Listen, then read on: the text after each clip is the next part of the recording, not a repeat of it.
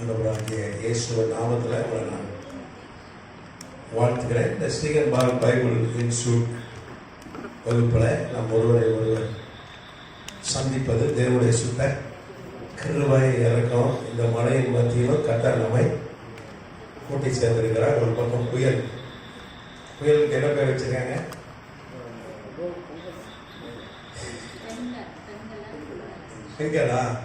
செங்கல். ஆமாம், சென்னையை தான் தாக்க போகுதுன்றாங்க. சென்னைக்கும் கடலூர் கிடையே தான் கடக்கும்ன்றாங்க. அவங்க நீர்நிலைகள்லாம் இன்னும் நிரப்பல. சம்பளப்பாட்டை ஏரியெல்லாம் ஃபுல்லாக ஆனாலும் நமக்கு தண்ணி கிடைக்கும். அதெல்லாம் பாதியாக நிரப்பியிருக்கு. பிரதீப் சான் என்கிற அந்த தனியார் வான்வெளி ஆராய்ச்சியாளர், வானிலை ஆராய்ச்சியாளர் சொல்கிறாரு, மழை போதாது. இப்போ டிசம்பருக்கு பிறந்த பிறகு முடிஞ்சிடும்ல மழை. அதுக்குள்ள நமக்கு கொஞ்சம் மழை வேணும். நம்ம தண்ணிக்காக ஜாம் பண்ணணும். அப்புறம் தண்ணியை வத்திடக்கூடாது. நாமத்துக்கு சொல்லுறோம். ஏன்னா 2015 சென்னை முடிக்கிட்டு 2014 பஞ்சம் வந்துச்சு. ஒரு லாரி தண்ணி 2000 இருந்துச்சு அப்போவே.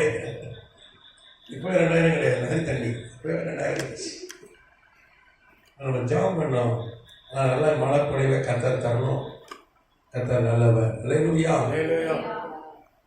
வெள்ளம் வந்துடக்கூடாது, பாய் வந்துடக்கூடாது. நமக்கு தண்ணீர் போதுமான அளவு தண்ணி வேணும். சென்னை விவசாயம் எல்லாம் குடிக்க தண்ணி வேணும். சென்னை சுற்றுப்புறத்தில் ஒரு 2 கோடி ஜனம் இருக்குது. கால்வாசி ஜனம் தமிழ்நாட்டுக்கு தான் இருக்குது. குடிக்க தண்ணி வேணும். அதனால் நீங்கள் செவிங்க. அல்லேலூயா. ஆனால் நமக்கு 29, 30 ரொம்ப கனமழை இருக்குன்னு சொல்லியிருக்காங்க. கர்த்தர் கொஞ்சம் மெதுவாக வருது. புயல் வேகமாக வந்துட்டுனா மழை குறைஞ்சிடும், காற்று அடிச்சுட்டு போயிடும். ஆனால் அது நிதானமாக வருதுன்னா நிதானமாக மழை பெய்யும். போன டிசம்பர் அப்படி தான் பெய்யுது. நிதானமாக ஒரு 2-3 நாள் அடிச்சுது. சரி, கர்த்தர் நல்லவர். அல்லேலூயா. அருமையான சொன்ன ஐயா உள்ளிட்ட தேவ ஊழியர்களுக்கு, பாஸ்டர் மார்க்கு குடும்பத்தார், உடல் ஊழியர்கள் வந்திருக்க அத்தனை தேவ ஊழியர், தேவ பிள்ளைகளுக்கு என்னுடைய நன்றியை தெரிவித்துக் கொள்கிறேன். அல்லேலூயா. நம்ம தொடர்ந்து 5ஆம் சபை தானே பார்த்துட்டு வரோம்.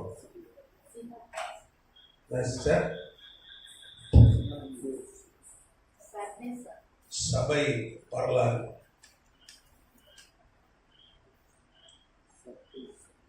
church history. 7 சபை காலம்.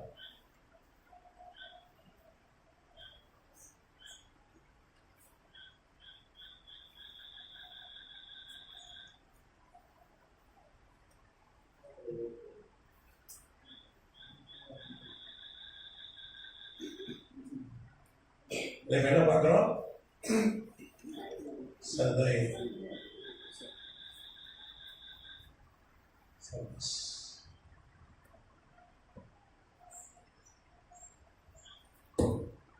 எத்தனை சபை? 5ஆவது தானே?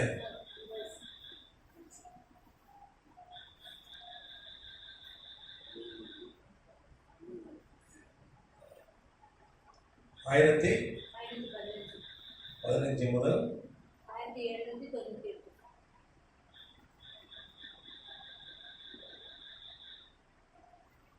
போன வகுப்புல பார்த்தோம்,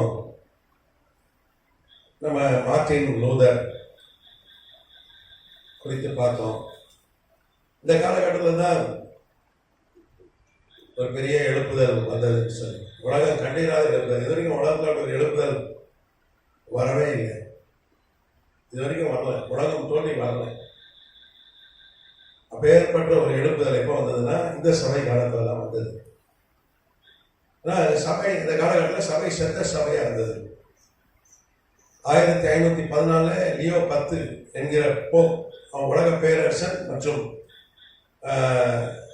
ரோமன் கேத்தலிக் சபையுடைய தலைவர் போப் லியோ 10 ஒரு பெரிய வெற்றி விழாவை கொண்டாடினார். என்ன சொன்னாரு? ஆதி திருச்சபை செத்து விட்டதுங்க, அழிச்சிட்டோம், நாங்கள் பைபிளெல்லாம் எரிச்சிட்டோம் அப்படி கொக்கரிட்டார்கள். எனக்கு அன்னைக்கு ஒரு ஜெஸ்ட் ஒரு படையை அன்னைக்கு போக்குமார்கள் ஏற்படுத்தி ஒரு 3 லட்சம் பேர் கொண்ட நவீன ஆயுதங்களுடைய படையை ஏற்படுத்தி அதுக்கு தலைமை தாங்கினது லியோ. அதுக்கப்புறம் பிரான்சிஸ் சவேரியர் இவங்க தமிழ் தலைமையில தான் ஒரு பருப்படை உருவாச்சு. அவர்கள் தான் என்ன பண்ணாங்க, பைபிள் வைத்திருக்கவர்கள் கொன்றார்கள், பைபிளை எரித்து போட்டார்கள், திருச்சபையை அழைத்து போட்டார்கள், கர்த்தருடைய பிள்ளைகளை தேவ ஊழியர்களை கொண்டு போட்டார்கள். ஒரு 6 கோடிக்கு அதிகமான ஆட்களை கொண்டு போட்டாங்க தேவ பிள்ளைகளை. கர்த்தராமத்துக்கு சோதனம். 16ஆம் நூற்றாண்டில் இந்தியாவுக்கு வந்தார் பிரான்சிஸ் சேவியர். வரும்போது பெரிய இராணுவத்தோடு வந்தார்னு சொன்னேன்னா பெரிய இராணுவத்தோடு வந்தார். ஒரு பெரிய ஆச்சரியம் என்னன்னா,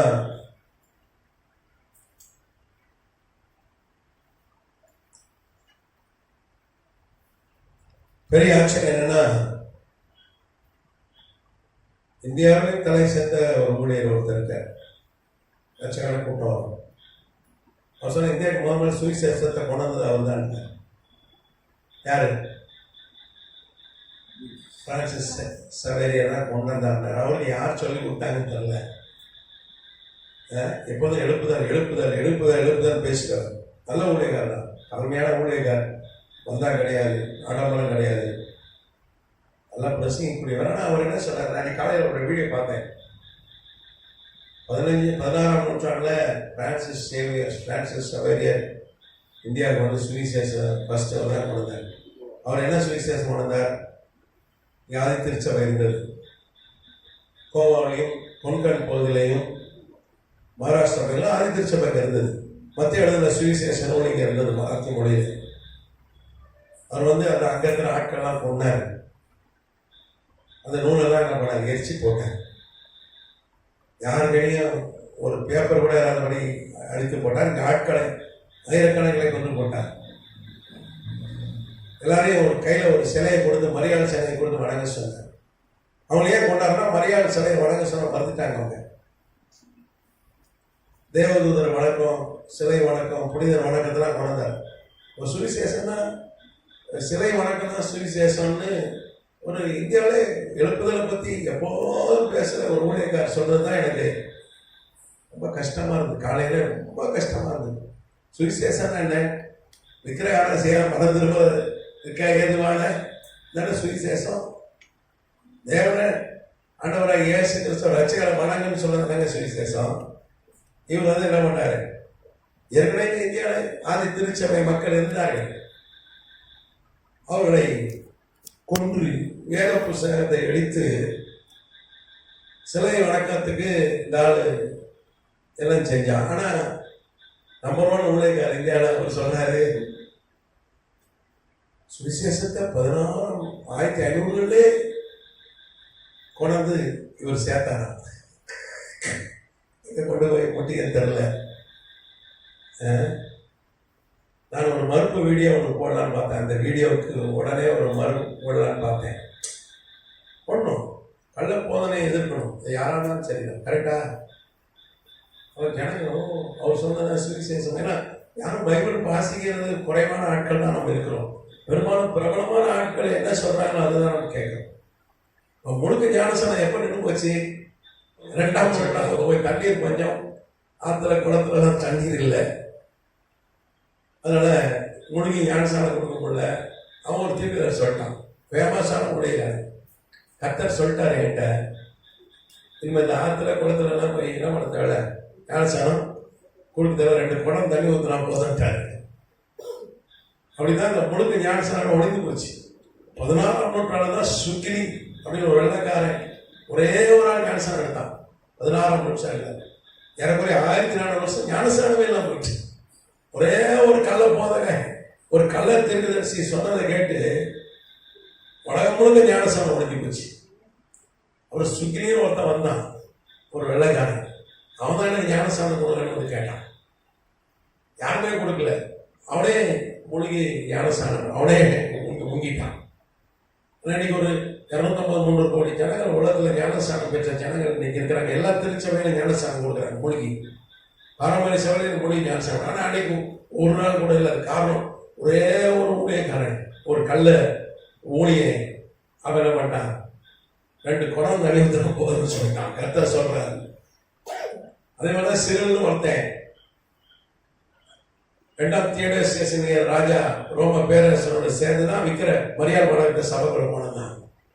இந்த கள்ள போதகர், கள்ள ஊழியர்களை பிசாச அப்பப்போ எழுப்பி அவர்களால் என்னாச்சு, ஆதி திருச்சபை கரைப்பட்டது. கர்த்தராமத்துக்கு அதனால கள்ள போதனை நாம் எதிர்க்கணும். அதை ஏற்றுக்கொள்ளக்கூடாதுன்னு வேதம் சொல்லுது. ஆண்டவர் சொல்ல கள்ள போதனை பண்றவனே நான் அடிப்பேன்றாரு. கள்ள போதனை கேட்கிற ஆட்களை கொள்வேன்றார். அந்த கள்ள போதனை பண்றானா நீ அவன் முன்னாடி போய் நின்னா ஒன்னையும் கொள்வேன்றார். நான் சொல்லலைங்க இல்லையா, நான் சொல்லலைங்க, வேதம் சொல்லு. நீ நல்லா கவனிக்கணும். நீ இறைவா புஸ்தகத்தை வாசித்தீங்கன்னா 5 தீர்க்கதரிசி தான்.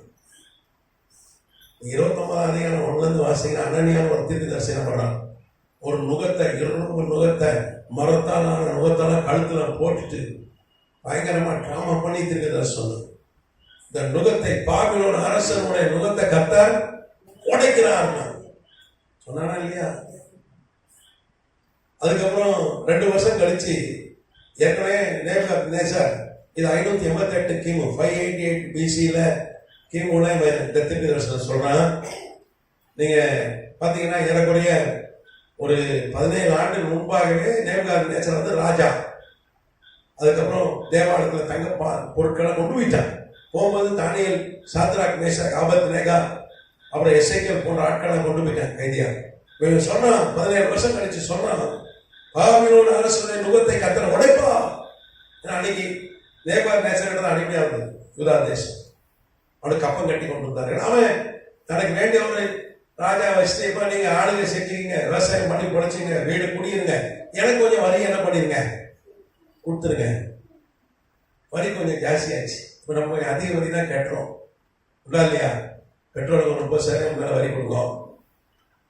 ஒரு அயன்மெண்ட் அன்னைக்கு வாங்கின 28% வரிங்க. மருந்துக்கு எத்தனை வரி? 28%. ஆமா. அப்போ நம்ம 1 லட்சம் செலவு பண்ணோம்னா அது நம்ம எவ்வளவு செலவு பண்றோம்? ஒரு ஏற்கனவே ஒரு 70,000 தான் செலவு பண்றோம். 30,000 எது கொடுத்துறோம்? டாக்ஸ். அது போக நீ குடியிருக்கிற வீட்டுக்கு டாக்ஸ், நீ வாடகை வீடாலும் உங்கள்கிட்ட டாக்ஸ் வாங்கி ஹவுஸ் ஓனர் டாக்ஸ் கட்டணும். தண்ணிக்கு வரி, ரோட்டுக்கு வரி, பஸ்ல போனீங்கன்னா டோல் அங்கங்கே. நான் எனக்கு ஒன்றும் பிரச்சனை இல்லைங்கன்னா கார்ல போனாங்க, கார்ல போனாதாங்க டோல் வாங்க, பஸ்ல போனாலும் அந்த பஸ்ஸுக்கு டோல், அதை ஓட்டு டிக்கெட்ல வாங்குவான். கரெக்டா நான் சொன்னது?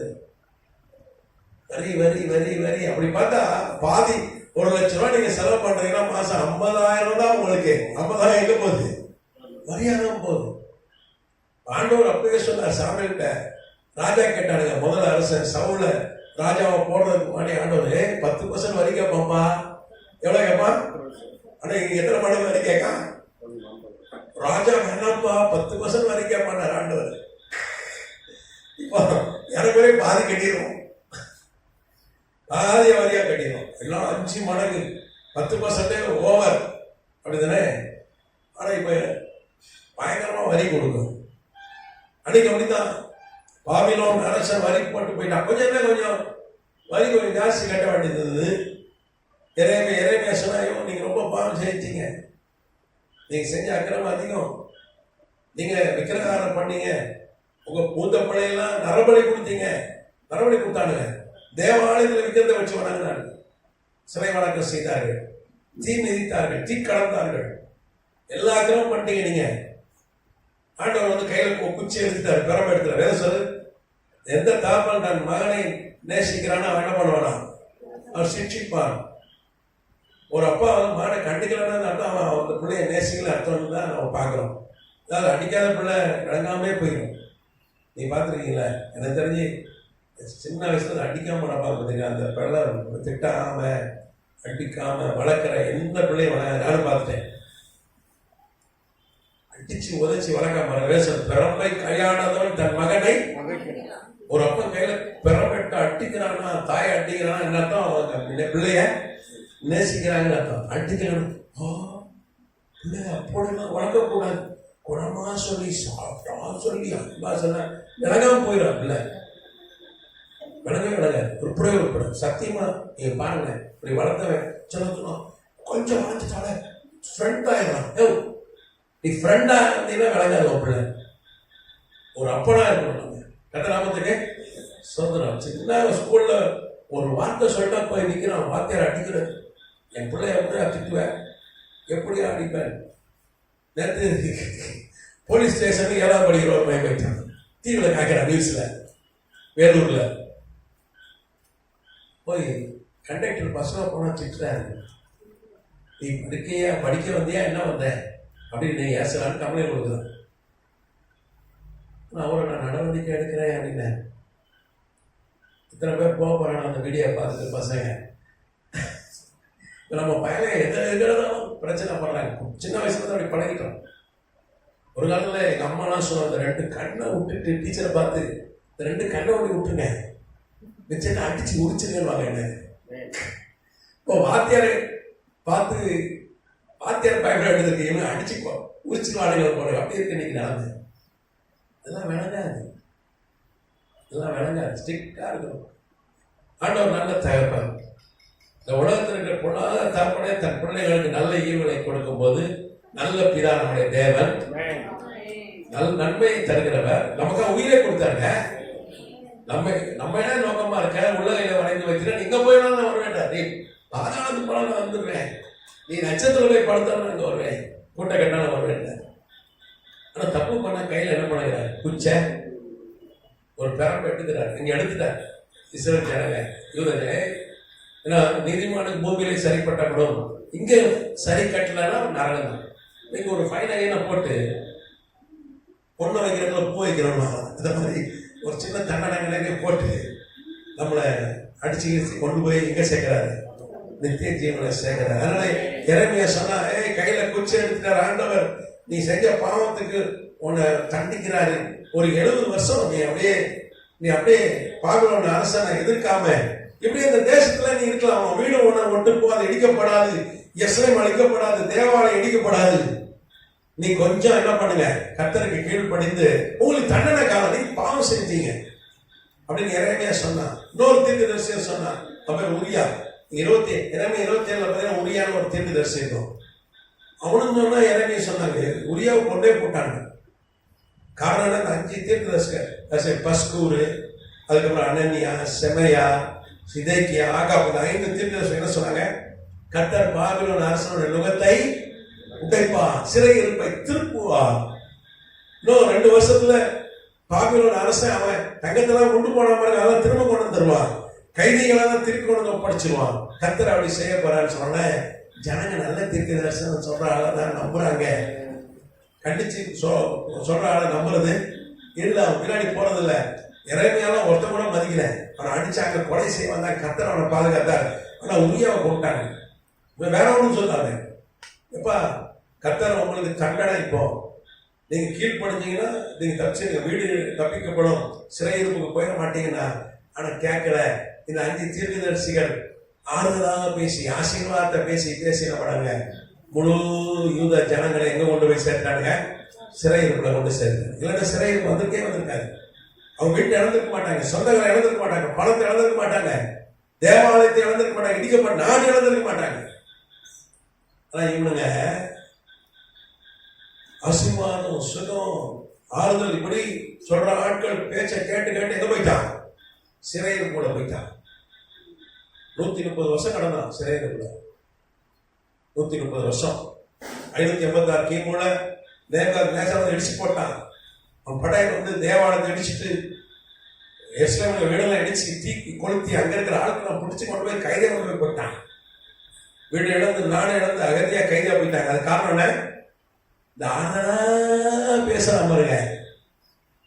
காலையில நம்ம டக்கு நம்ம டிவி பார்ப்போம், ஒரு 5 நிமிஷம் ஒருத்தன் பேசுவான், அதுவா இன்றைய நாள் கர்த்தரை ஆசீர்வதிக்கிற நாள், எல்லாம் கண்டிஷன்யா ஆசீர்வாதம். விதவிதமா பேர் வைக்க உண்டா இல்லையா?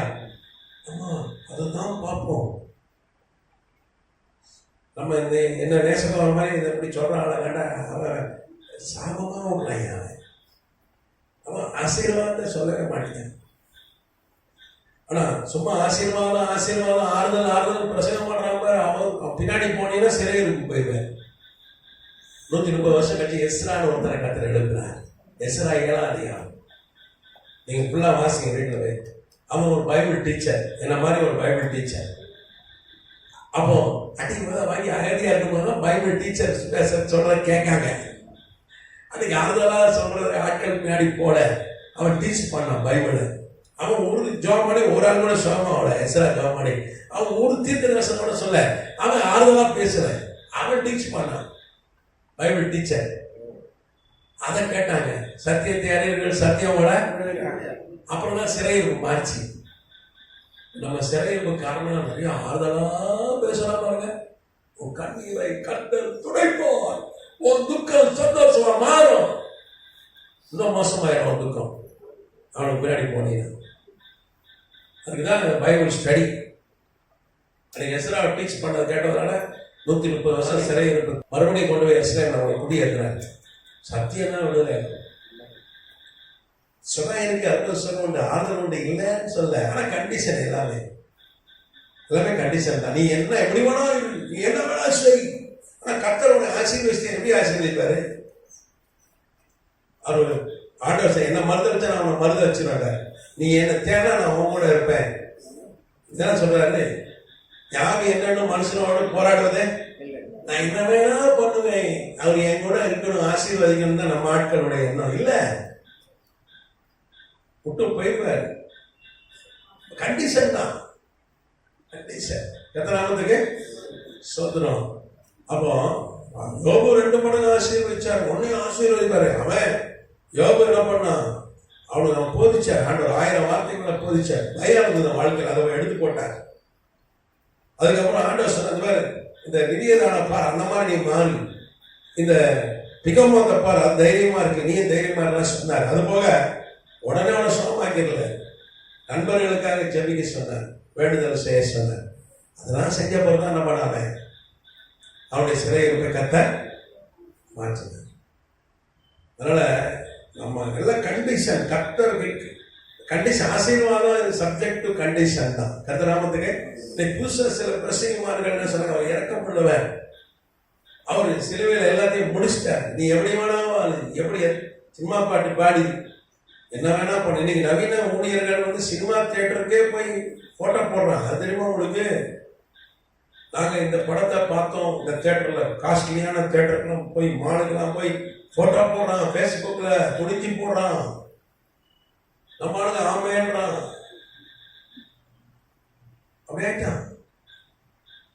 எப்படி வேணா இருக்கு, நம்மளை ஆசீர்வதிப்பேன் அப்படிதான் போதிக்கிறாங்க. அப்படி அல்ல. இந்த செழிப்பின் உபதேசம் ஒண்ணு இருக்கு. எல்லாமே கண்டிஷன் தான். கர்த்தராமத்துக்கு. அப்ப நம்ம சிறை இருப்போம் மாறணும்னா எஸ்ரா மாதிரி ஒரு நம்ம கற்றுக் கொடுக்குற ஆள்கிட்ட கத்துக்கணும், ஊழியக்காரன்ட்ட கத்துக்கணும், கர்த்தர் சமூகத்துல கத்துக்கணும். தேவ ஊழியர் கத்த வைத்திருக்கிறார். சத்தியம் உங்களை விடுதலை ஆக்கணும். சரியா? இங்க பாத்தீங்கன்னா இந்த மார்ட்டின் லூதர் 1517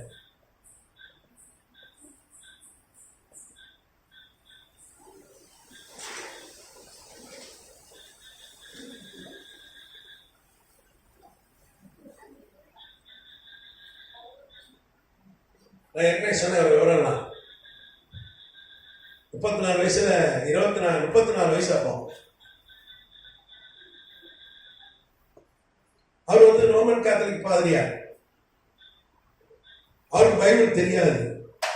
ஆனா நல்ல ஒரு டீச்சர். அவரு நல்லா படித்தவர். பெரிய பணக்கார வீட்டு பிள்ளைன்னு சொன்னேன். அவங்க அப்பா இந்த காப்பர் தாமிரம், காப்பருக்கு இங்கிலீஷ்ல தமிழ் என்னது தாமிரம் தானே, அதனுடைய தோண்டி எடுக்கிற இது வச்சிருந்தார் சுரங்கம். பெரிய பணக்கார வீட்டு பிள்ளை. அவர் அட்வொகேட்டுக்கு படிக்க வச்சார். அட்வொகேட்டா தான் ஆகணும்னு போச்சு பிள்ளை. நான் சொன்னேன் ஒரு இடி விழுந்துட்டு மேல போன வகுப்புல சொன்னேன். ஒரு இடி டம்முன்னு விழுந்தது. விழுந்த உடனே பார்த்த பாருங்க இவரு பயம் வந்துச்சு. கர்த்தர் மேல வந்துச்சார். நான் ஊழியத்து வரேன்னு வந்தார். அப்படி வந்தவர் தான். அவர் வக்கீலா போனவர் தான். அப்படி போனால ஒரு இடியை ஒன்று ஆண்டவர் போட்டு, ஏன்னா வேதம் சொல்லுது குறிப்பாத்து அடிக்காராம் இடியை மின்னலை. இந்த இடி மின்னல் பிசாசு கண்ட்ரோல் இல்லை, யார் கையில் இருக்கு? தேவனுடைய கண்ட்ரோல் தான் இருக்கு. இயற்கைக்கு தேவனுடைய இந்த புயல் பிசாசு மழையை கொண்டு வந்து விட்டான். இயேசு மாத்திரம் பிசாசை கட்டு, மழை போனோம்னா அது போகாது. பிசாசுக்கு மழைக்கு என்ன சம்பந்தம்? இயற்கை யார் கையில் இருக்கு? இதெல்லாம் தெரியாத சில ஜெபம் பண்ணலாம். ஃபுல்லா அவங்க கையில ஒன்றும் கிடையாது. அவங்க கொஞ்சம் கொஞ்சம் அதிகம் வச்சிருக்காங்க. அவனை பயங்கரமா சித்தரிப்பாங்க. அப்படி பயங்கரமா ஒண்ணுமே அவனுக்கு அதை விதவிதமா சொல்லுவாங்க. இந்த ஆவி, அந்த ஆவி, இந்த ஆவி, அது எந்த ஆவியாவது இயேசு நாமம் சொன்னா ஓடிடும். அதுக்கு ஒரு இந்த ஆவி, அந்த ஆவி, அது ஒரு 10 நாள் ஆவி ஆவி ஆவி ஆவி ஆவி ஆவின்னு இயேசு எந்த ஆவினாலும் இயேசு நாமத்துல போனா அவன் ஒண்ணும் கிடையாது. அவன் மேல நமக்கு அதிகாரம் கொடுத்துட்டேன். ஒரு காலத்துல கிடையாது. அவன் பொல்லாதவன், அவனுக்கு கொஞ்சம் சக்தி இருக்குதான். ஆனா அவன் மீது அதிகாரம் கட்ட நமக்கு கொடுத்திருக்கிற. இயேசு நாமத்துல போனா அவன் ஒரே ஓட்டமா ஓடிடுவான். இயேசு நாமத்துல கட்டுறானா அவனை தேவதூர்கள் வந்து என்ன பண்ணிடுவாங்க? கத்தர் அனுப்பி தேவதூர்களை கொண்டு சங்கிலியில் கட்டிடுவார். அவன் ஒண்ணு கட்ட பயம். இவன் எந்த நேரம் நம்மளை கட்டுவானோ, எந்த நேரம் நம்மளை என்ன பண்ணுவான்? துரத்துவானோ, நம்மளை கட்ட பயத்தோட தான் இருக்காங்க. ஆனால் நம்ம பயம் காட்டுறோம். விசுவாசம் அப்படி, அவன் மூடி, இவன் இப்படி. இயேசு நாமத்தில் ஏற்க நிலைங்க அவங்களை விட்டு ஓடி போயிடுவான். அந்த நாமத்துக்கு சொந்தம். அந்த மார்ட்டின் லூதர் 34 வயசு, 24 வயசுல அட்வைகிட்டாரன் போனவரை ஆண்டவர் ஒரு இட்டியை போட்டு, மின்னலை போட்டு, சும்மா வேணா ஏவாரா ஊழியத்துக்கு கூப்பிடாம வந்த ஒருத்தன் உண்டு. யார் சொல்லுங்க பைபிள்ல? ஏசாயா. என் வேலையை நான் யார் அனுப்புவேன் அப்படின்னு கேட்டாரு. ஆண்டவர் சொன்னாரு, ஓடி போனபடியா தூதர்கள் இருக்காங்களே ஆண்டவரே, என் வேலையை யார் அனுப்புவோம்? நீங்க சொல்றது என்ன ஆண்டவரே? இவங்களும் உங்க வேலையை செய்ய மாட்டாங்களா? அவர் சொன்னார், சுவிசேஷம் அறிவிக்கிறதுக்கு நான் தேவர்கள் நம்பி இல்லை, அவங்களுக்கு அந்த பொறுப்பை கொடுக்கல, மனிதருக்கு தான் கொடுத்தா. அப்ப நான் போறேன் வழியே ஊழியத்துக்கு வரேன்னு சொன்ன ஒரே ஆள் யாருன்னா மோசமே முடியாதுங்க. அவனை ஆண்டவர் சிட்டி தான் கூப்பிட்டு வந்தார், போஸ்ட் பண்ணி தான் கூப்பிட்டு வந்தார். அப்போ வழியே வந்து ஊழியம் செய்தவன் ஏசாயா. அவனை கட்டர் ஏசாயா ஆசீர்வாதம். அந்த மார்ட்டின் லூதர் அவன் பாட்டு குதிரையில ஏறி பெரிய பணக்கார வீட்டு போய் வக்கீல அவன் போயிட்டான். ஒரு இடியை ஒன்று போட்டாரு அவன் மேல டமார்னு. அதோட ஓடி வந்தான் ஊழியத்துக்கு. ஏன்னா அவன் வாழ்க்கையில ஒரு பெரிய திட்டம் இருந்தது. அல்லேலூயா. அவன் ஜோமணி, நீங்க வரலாறு படிச்சீங்கன்னா ஜோமணி யாரும் சொல்ல மாட்டாங்க. ஒரு ஆளு கூட தீர்க்கதரிசனம் சொல்லாங்க. ஆனா போதிச்சா ஒரு 95 கேள்வி கேட்டாங்க. எப்படி அவன் ஆவிக்குரிய கண்கள் திறந்துச்சு? நான் போனாட்டி சொன்னேன். ஒரு லைப்ரரி இடிச்சு கட்டும் போது ஜெர்மன் நாட்டுல விட்டன்பர்க் நகர்ல ஆல் சயின்ஸ் சர்ச் காம்பவுண்ட்ல ஒரு லைப்ரரியை இடிச்சு அதுல பார்ப்போம் ஒரே ஒரு பைபிள் கிடைச்சது. ஏன்னா பைபிள அழிச்சிட்டாங்க. ஒரே ஒரு பைபிளை துருக்கியில இஸ்தான்புல் நகர், இஸ்தான்புல்னா துருக்கியுடைய தலைநகர், அது பழைய பேர் கான்ஸ்டான்டினோபிள், அங்க ஒழிச்சு வச்சிருந்தாங்க. அந்த பைபிள்லாம் நமக்கு இன்னைக்கு கிடைச்சிருக்கு. இந்த பைபிளை கர்த்தர் பாதுகாத்ததுனால இன்னைக்கு நம்ம கையில தான் பைபிள் இருக்கு. இவனுக்கு ஒரு வேர்டோயிஸ் பைபிள், லத்தீன் மொழி பைபிள் கிடைச்சது. அதை படிச்சா அவன் ஆவிக்குரிய கண்கள் திறந்துச்சு. உடனே போதிக்க ஆரம்பிச்சு. அவனுக்கு செத்து போன ஒரு ஆளுக்கு தான் வேலை. இப்போ நீங்க சீனால போனீங்கன்னா ஒரு 30-40 கோடி பேர் ஆவியில் நிரம்பி அந்நிய பாஷை பேசுற விசுவாசி தான். அதுல பாத்தீங்கன்னா ஒரு பாதி பேருக்கு முழு பைபிளே தெரியும்.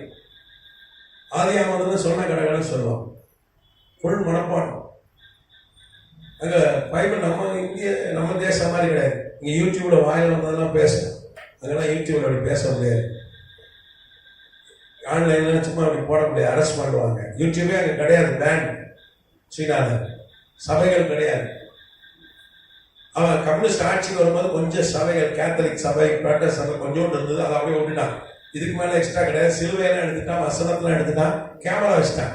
பாஸ்டர் என்ன பண்ணணும், அவர் என்ன பேசுறாரு அப்படின்னு சொல்லிட்டு அவன் என்ன பண்ணுவான், கண்காணிப்பான். அரெஸ்ட் இல்லைன்னா 7 வருஷம் ஜெயில். அப்போ என்ன பண்றாங்க, அண்டர் கிரவுண்ட் தான் செப்டி டேங்க்ல அதுக்குள்ள போய் உட்காந்து ஆராதிக்கிறான்.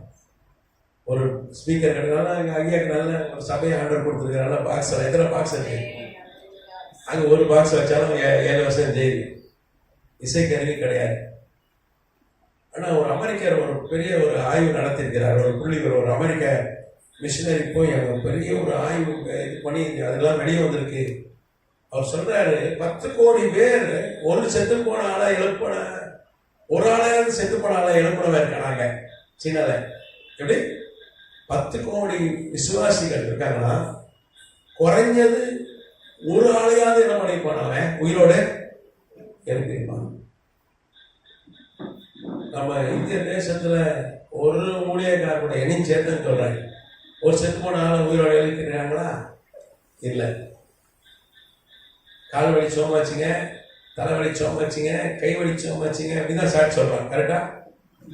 இடுப்பு வலி போச்சுங்க. நான் சொல்றது தப்பா ரைட்டா? நீங்க சாட்சிகள்லாம் என்ன சாட்சி வருது? குருட்டு கண்டு தந்துச்சுன்னு சாட்சி சொல்றாங்கன்னா, மாரி ஸ்டெரிலோன்னு ஒரு ஊழியக்கார அமெரிக்காவில் இறந்துட்டார். சைவத்தில் தான் ஒரு அமெரிக்கா யூதன், ஒரு அனாத ஆசிரமத்தில் வளர்ந்த ஒரு சிறுவன். கர்த்தர் அவனை ஊழியக்காரனாக மாற்றினார். இந்தியாவுக்கு வந்தார். 70 வந்தார் நினைக்கிறேன். 1970 பீச்சில் மாரீஸ்வரத்தில் மீட்டிங் நடந்தது. அகஸ்டின் ஜெபகுமார் ஜேம்ஸ் பீகார் ஸ்தாபகர், பெரிய ஊழியர், இந்தியாவில் இருக்கிற பெரிய மிஷனர்லாம் ஒன்றும் வந்தார். வருஷம் 500 கோடி செலவு பண்ணி ஊழியம் செய்கிறாங்க. 5000 6000 சர்ச்சு வச்சிருக்காங்க. பெரிய ஊழியம். அகஸ்டின் ஜெபகுமார் ஜேம்ஸ் கேள்விப்பட்டிருப்பீங்க. அப்போ ஒரு சாதாரண சண்டே ஸ்கூல் டீச்சர், விசுவாசி. அந்த பீச்சில் பக்கத்தில் அந்த மீட்டிங் போனார். அவர் பக்கத்தில் ஒருத்தன் கால் போயிட்டு ஆக்சிடென்ட்ல காலே கிடையாது, மொத்த காலோட வந்து நிற்கான்.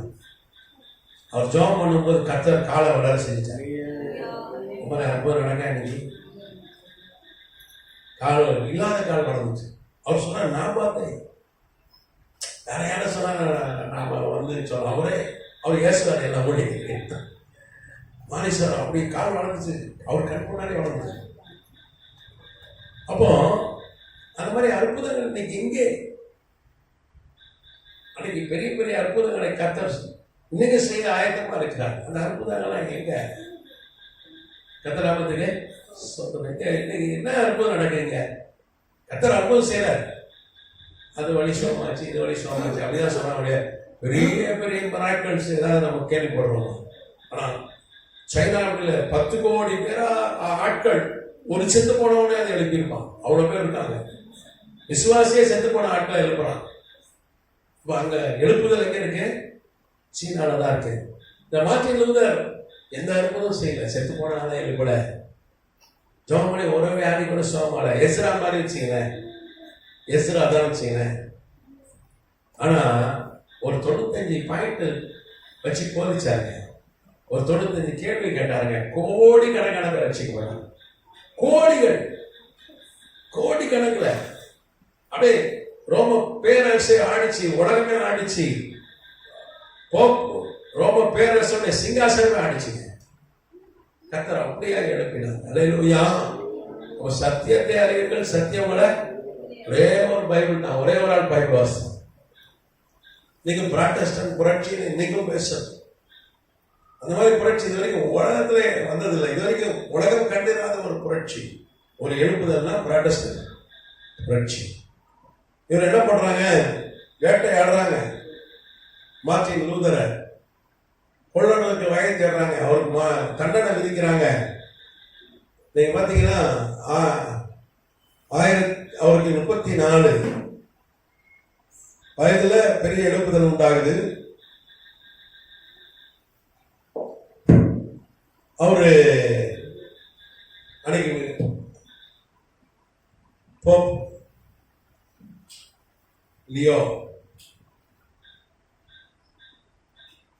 10ஆம் லியோ, அவர்தான் உலக ஆளுகை அவர்கிட்ட இருக்கு, போப்பாவும் இருக்கிறார். லியோ 10 இப்படி போட்டா 10 அர்த்தம். 10ஆம் அவர் என்ன பண்றாரு? இவருக்கு தண்டனை விதிக்கிறாங்க. இவரை கொலை செய்யறதுக்கு என்ன பண்றாங்க? எல்லாம் சார் இது பண்றாங்க. யாரு கண்டாலும் கொண்டு கொலை சொல்றாங்க. அது தண்டனை பண்ணா போப்புடைய முத்திரையோட 15 ஜூன் மாதம் 1920 யார் கேட்டாலும் கொண்டிருக்கிறாங்க இவரை. எப்படியா கொண்டுடணும் அப்படின்னு பார்க்காங்க. கதிராமத்துக்கு சோதரம். நீங்க பாத்தீங்கன்னா இவரு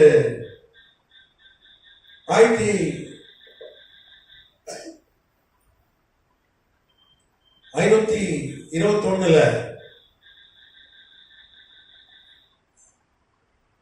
இவருக்கு வேண்டிய ஆட்கள் என்ன பண்றாங்க, இவரை ஒழித்து வைக்கிறாங்க.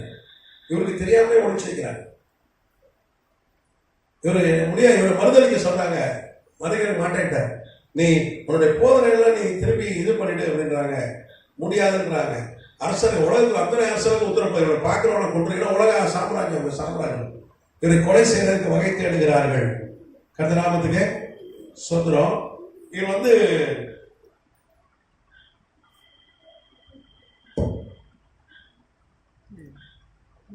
ஜெர்மன்ல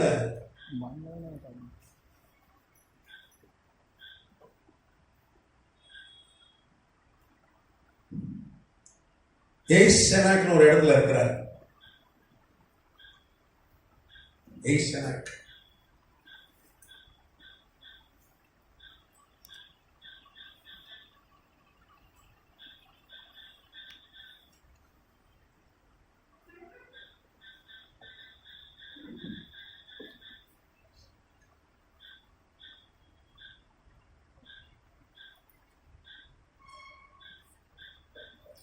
அங்க இருக்கும்போது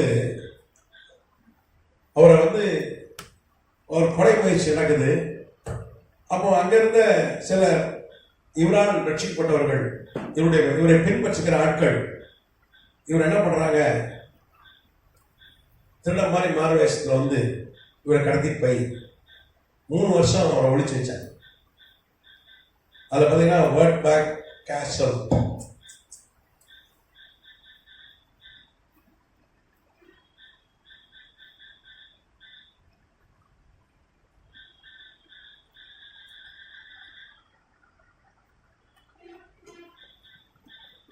அரண்மனையில் இவரை ஒழிச்சு வச்சாங்க. இவருக்கே தெரியாது. முகமூடி போட்டு இவருடைய ஆதரவாளர்கள், புராட்டஸ்டன்ட் ஆதரவாளர்களை கொண்டு போய் இந்த வேட்பார்க் அரண்மனையில 3 வருஷம் ஒழிச்சு வச்சிடறாங்க. அங்கதான் என்ன பண்றாரு, அவங்க ஜெர்மனி மொழியில பைபிளை மொழிபெயர்க்கிறார். ஃபர்ஸ்ட் ஜெர்மனி மொழியில பைபிள் இந்த ஒழிச்சு வைக்கப்படுறாரு பாருங்க. 3 வருஷம் ஒழிந்து கிடக்கிறாரு பாருங்க. அந்த ஒழித்து வைக்கப்பட்ட காலத்தில் அவசரம் ஏறக்குறைய நான் பத்மத்தீவுல இருந்த மாதிரி யோகா இருந்த மாதிரி தான் இருந்தேன். ஏன்னா இவரை எங்க தேடுது, உலகம் ஃபுல்லா அரசர்கள் தேடுறாங்க கொலை செய்ய. கர்த்தர் என்ன பண்றாரு, தீங்கு நாளில் தம்மளை கூடார மறையில என்ன பண்றாரு, அவளை மறைத்து ஒழித்து பாதுகாக்கிறான்னு சங்கீதத்தில் வாசிக்கிறாங்க. அது மாதிரி தீங்கு நாள் வந்த பொழுது கர்த்தர் என்ன பண்ணார், இந்த மார்ச்சின் தூதரை காப்பாற்றினார். நீங்க பைபிள் பார்த்தீங்கன்னா மோசே மறைத்து வைக்கப்பட்ட மோசே, 3 மாசம் ஒழித்து வைக்கப்பட்ட மோசே பைபிளை பார்க்கிறோம். அப்புறம் 40 வருஷம் மீதியான் தேசத்துல ஒழித்து வைக்கப்பட்டார். இந்த 3 பிறகுதான் என்ன பண்றான், 80வது வயசுல கர்த்தர் அவனை வெளி உலகத்துக்கு கொண்டு வருகிறார். அதே மாதிரி எலியாவும் அப்படிதான். உலகம் ஃபுல்லா தாடுவாங்க, எங்க போயிட்டான், சாரிபாத்துல போய் கிடக்கிற. கர்த்தர் அவனை ஒழிச்சு வச்சிட்டேன். இஸ்ரேல் முழுக்க, ராஜா முழுக்க, உலகங்களும் தேடுறான் கண்டுபிடிக்கும் போல. சில நேரம் கர்த்தர் மறைத்து வைக்கிறார், ஒழித்து வைக்கிறார். சில நம்ம மறைவார் யாருக்குமே தெரியாது. மறைஞ்சுனா ஒளிஞ்சிருக்கோன்ற அப்படியே அர்த்தம். நம்முடைய தாழ்ந்து திறமை, நம்முடைய கிரியை யாருக்கும் தெரிய மாட்டேங்குது. அப்படின்னா ஒரு இருந்தும் நமக்கு நம்ம லைஃப்ல இல்லை. ஆனா அது கர்த்தர் சில நேரங்கள் இடப்படுற அப்படியே அனுமதிக்கிறார். ஒழித்து வைக்கப்பட்ட மோசே, ஒழித்து வைக்கப்பட்ட எடி, அதே மாதிரி ஒழித்து வைக்கப்பட்ட மார்ட்டின் லூதர். கர்த்தர் நாமத்துக்கு 3 வருஷம். அந்த 3 வருஷத்துல அவன் என்ன செஞ்சான், ஜெர்மனி மொழியில பைபிளை மொழிபெயர்த்தான். உலகத்திலே முதல் ஜெர்மனி மொழியில பைபிளை மொழிபெயர்த்தது யாருன்னா மார்ட்டின் லூதர். அன்னைக்கு ஜெர்மனி மொழி அதன் மூலமா இன்னும் எழுப்புதல் உண்டாச்சு. கர்த்தர் நாமத்துக்கு ஸ்தோத்திரம். அப்போ ஒரு சாதாரண ஒரு மனிதன், ஒரு போதகர், டீச்சர், அவனை கொண்டு தான் கர்த்தர் நம்ம உலகத்துல மிகப்பெரிய எழுப்புதலை கர்த்தர் கட்டளையிட்டார். கர்த்தர் நாமத்துக்கு ஸ்தோத்திரம். இவர் வந்து அது லுத்தரன் சர்ச்சின்னு ஒன்று வந்துச்சு. லுத்தரன்ற சர்ச்சு எப்படி வந்துச்சுன்னா, இவர் புராட்டஸ்டன்ட்லாம் என்ன பண்ணாங்க, மார்ட்டின் லூதரை நாங்கள் பின்பற்றுகிறோம், லூதரன் அப்படின்னு ஆச்சு.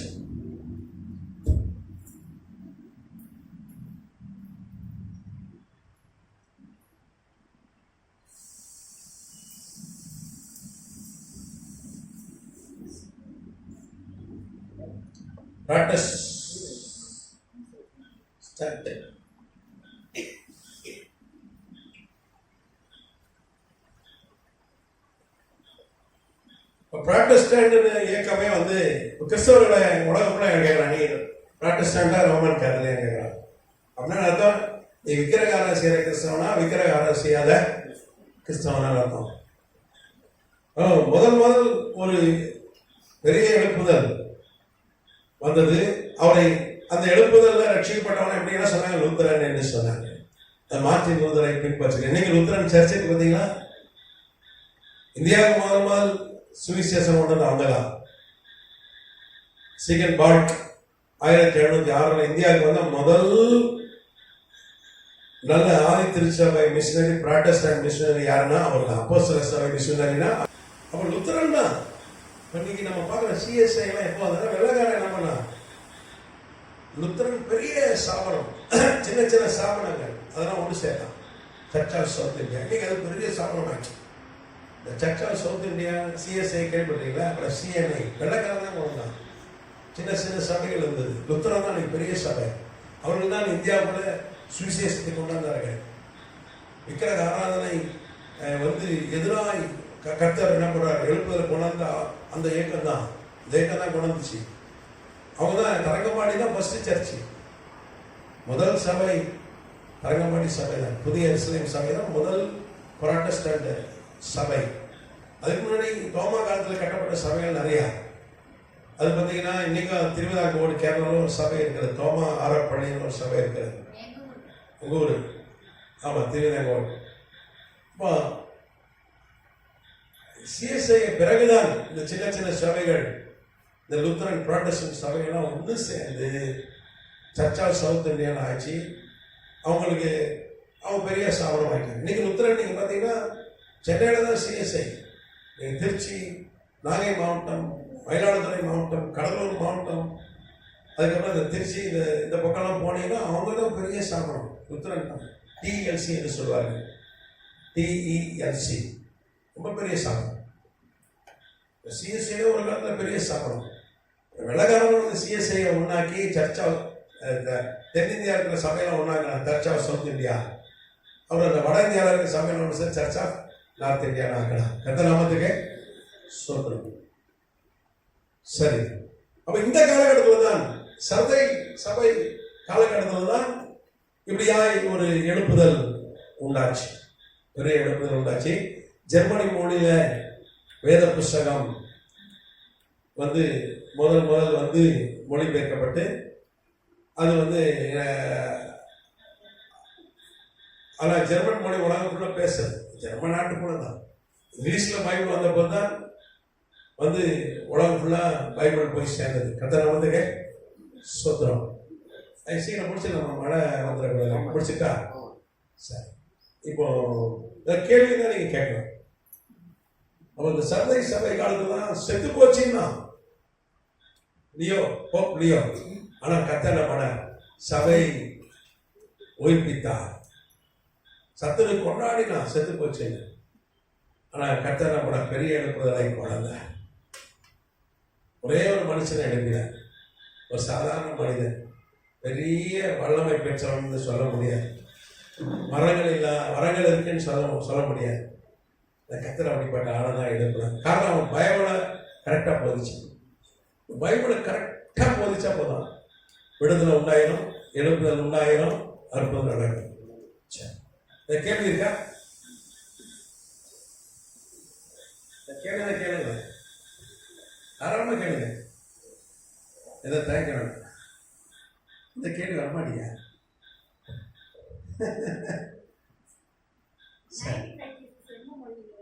95 தீசிஸ் வந்து ஒரு ஜெர்மன் நாட்டு மொழியில் தான் போட்டார்.